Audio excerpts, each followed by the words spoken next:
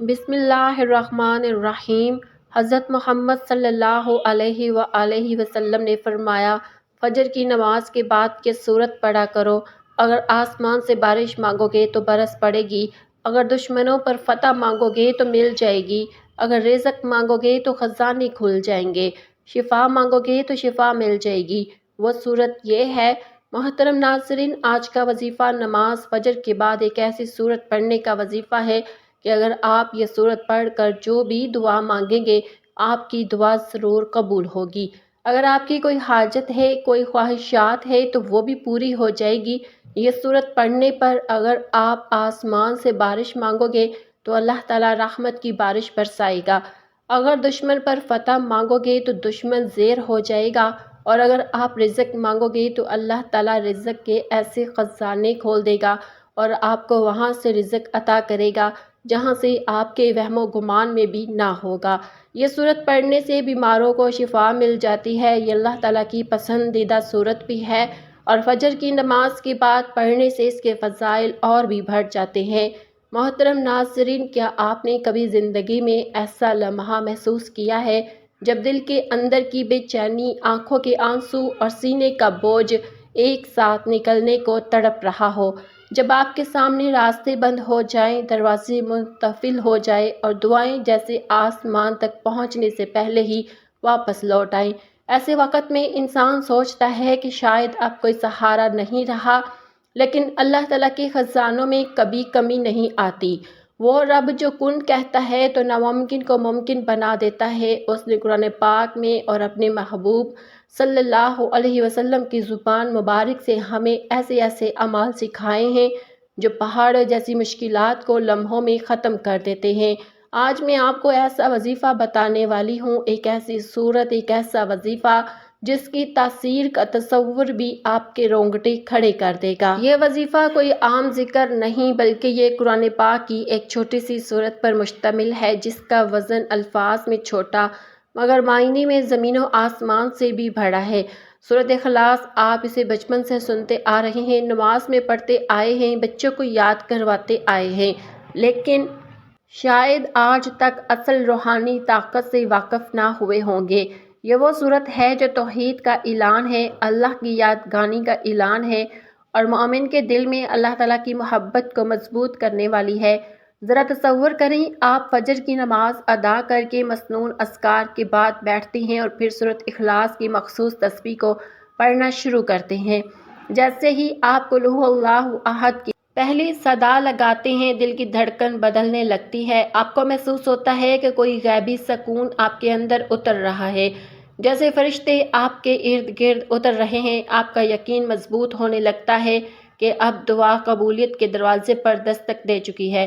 یہ صرف میرا یا آپ کا خیال نہیں بلکہ اس عمل کے بارے میں قرآن و حدیث میں ایسی بشارتیں موجود ہیں کہ اگر آپ بارش مانگیں تو آسمان سے بارش برسے گی، دشمن پر فتح مانگیں تو اللہ کی مدد نازل ہوگی، رزق کی دعا کریں تو زمین و آسمان کے خزانے کھل جائیں گے، اور اگر شفا مانگے تو رب شفا دینے والا آپ کی بیماری کو ایسے مٹا دے گا جیسے وہ کبھی تھی ہی نہیں۔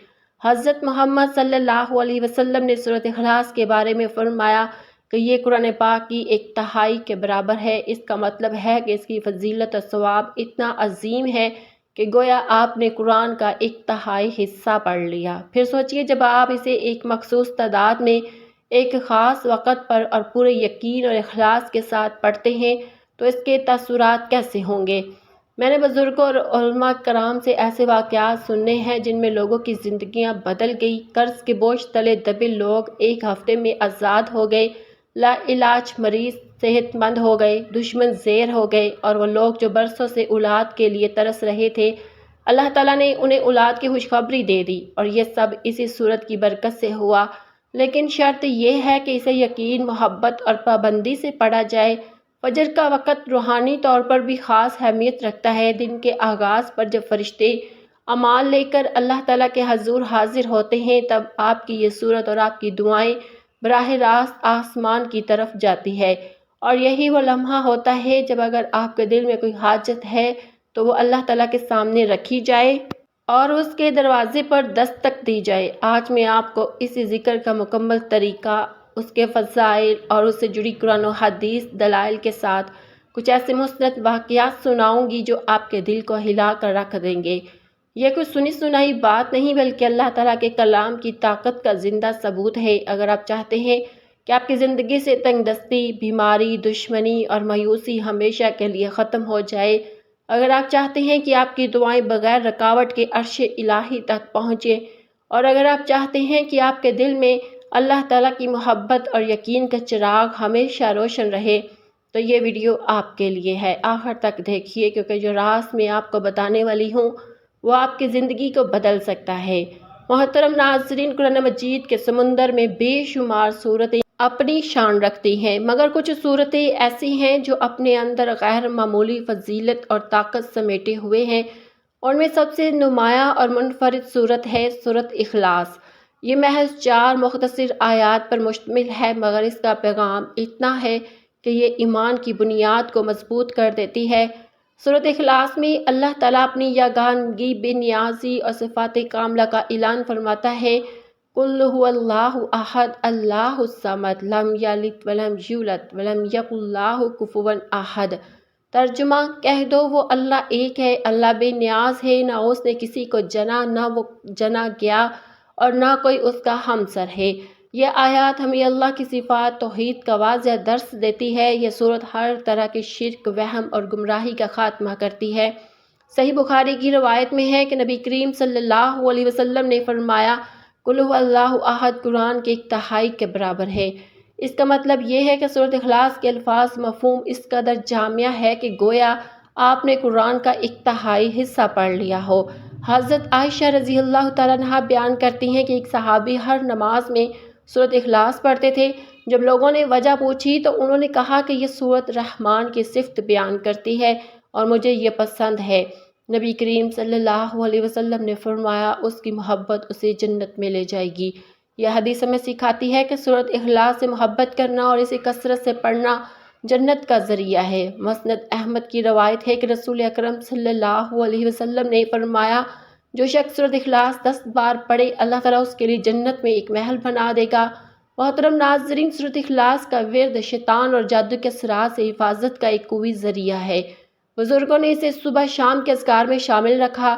علماء کرام اس بات پر متفق ہیں کہ سورۃ اخلاص نہ صرف عقیدے کی بنیاد کو مضبوط کرتی ہے بلکہ دل میں اللہ کی محبت، یقین پیدا کرتی ہے۔ ابن تمیمہ رحمۃ اللہ علیہ فرماتے ہیں، سورۃ اخلاص مومن کے دل میں ایسا نور پیدا کرتی ہے جو اس کے عقیدے کو ہر قسم کے باطل سے پاک کر دیتا ہے۔ فجر کے بعد یہ سورت پڑھنا خاص تاثیر رکھتا ہے کیونکہ یہ وقت قبولیت دعا کا وقت ہے، اور جب دعا کے ساتھ اللہ کی وحدانیت کا اعلان ہو تو قبولیت کے امکانات کئی گنا بڑھ جاتے ہیں۔ سورۃ اخلاص مختصر مگر عظیم پیغام رکھنے والی سورت ہے جو مومن کے ایمان کو مضبوط کرتی ہے، اس کے لیے جنت کا دروازہ کھولتی ہے اور اس کی دعاؤں کو قبولیت کی راہ پر ڈال دیتی ہے۔ محترم ناظرین، دن کے 24 گھنٹوں میں 5 ایسے سنہرے لمحات ہیں جن میں ایک مومن اپنے رب سے ہم کلام ہوتا ہے، اور ان میں سب سے خاص مقام فجر کو حاصل ہے۔ بہت سے علماء کرام نے وضاحت کی کہ فجر کے بعد کی گھڑیاں دعا کی قبولیت کے لیے خاص ہیں، اس لیے اولیاء اللہ اس وقت خاص ذکر و اذکار میں مشغول رہتے تھے۔ فجر کے بعد ذکر و اذکار کرنے کے ایک خاص پہلو یہ بھی ہے کہ مومن کا دل اللہ کی طرف متوجہ ہوتا ہے۔ فجر کے وقت کی عبادت دل کو نرم اور روح کو صاف کر دیتی ہے۔ یہ ایسا اعجاز ہے کہ جو مومن کے لیے سعادت ہے۔ سلف کرام فجر کے بعد مسجد میں بیٹھ کر ذکر کیا کرتے تھے۔ حضرت عبداللہ بن مسعود رضی اللہ تعالیٰ عنہ فرمایا کرتے تھے، جو بندہ فجر کے بعد ذکر الہی میں بیٹھا رہے، اللہ اس کے لیے جنت میں مقام تیار کرتا ہے۔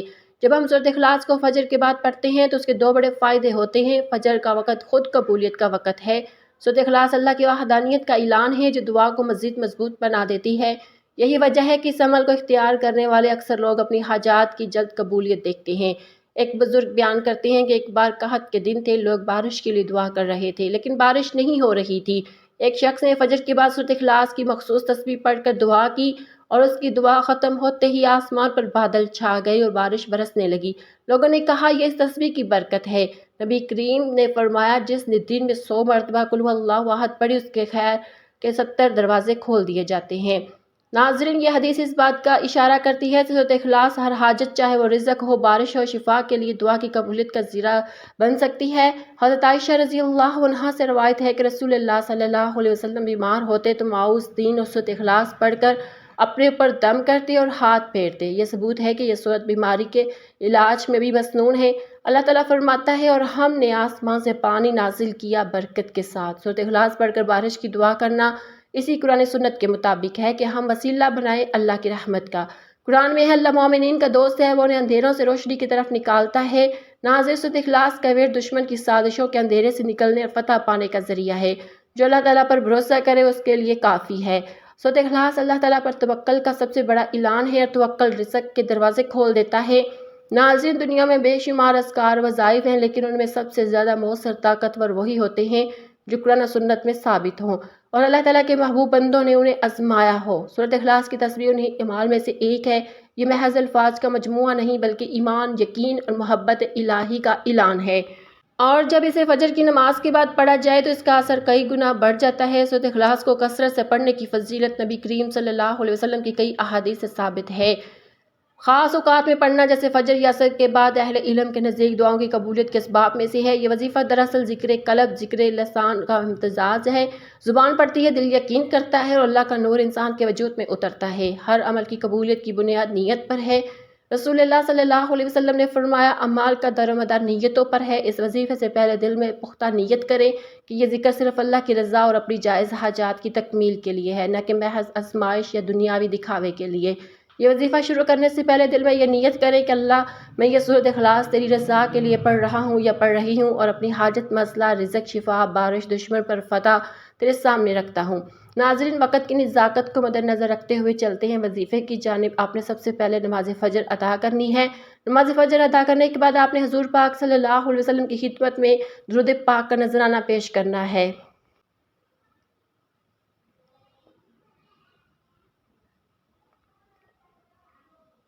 درود پاک پڑھنے کے بعد آپ نے ایک تسبیح سورۃ اخلاص کی پڑھنی ہے۔ بسم اللہ الرحمن الرحیم، قل هو اللہ احد اللہ الصمد لم یلد ولم یولد ولم یکن لہ کفوا احد۔ ایک تسبیح سورۃ اخلاص کی پڑھنے کے بعد آپ نے اللہ تعالیٰ کے مبارک ناموں کی ایک تسبیح پڑھنی ہے۔ آپ نے یا وہاب، یا رزاق، یا کریم، ان 3 ناموں کو ملا کر پڑھنا ہے تو ایک بار شمار ہوگا۔ آپ نے ان 3 ناموں کی ایک تسبیح پڑھنی ہے۔ یہ 2 تسبیح پڑھنے کے بعد آپ نے ایک تسبیح استغفر اللہ کی پڑھنی ہے، اور پھر دوبارہ درود پاک پڑھنا ہے جو شروع میں پڑھا تھا۔ درود پاک پڑھنے کے بعد آپ نے ایک مرتبہ سورۃ مزمل کی تلاوت کرنی ہے۔ یہ وظیفہ پڑھنے کے دوران دل میں اپنی حاجت کا تصور رکھنا ہے، جیسے بارش کی دعا مانگ رہی ہوں تو بادلوں کا تصور، شفا مانگ رہی ہوں تو صحت مند ہونے کا تصور۔ اہل ایمان کا تجربہ ہے کہ اس وظیفے کو مسلسل 7 یا 21 دن تک کرنے سے حیرت انگیز انکشاف ظاہر ہوتے ہیں۔ کبھی کبھی پہلے ہی دن دعا کی قبولیت کے آثار ظاہر ہو جاتے ہیں۔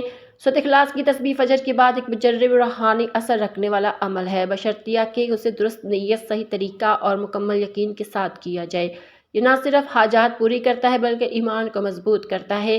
وظیفہ مکمل کرنے کے بعد دونوں ہاتھ اٹھا کر عاجزی کے ساتھ دعا کرے۔ دعا میں پہلے اللہ کی حمد و ثنا بیان کرے، پھر نبی کریم صلی اللہ علیہ وسلم پر درود پاک بھیجے اور آخر میں اپنی حاجت مانگے۔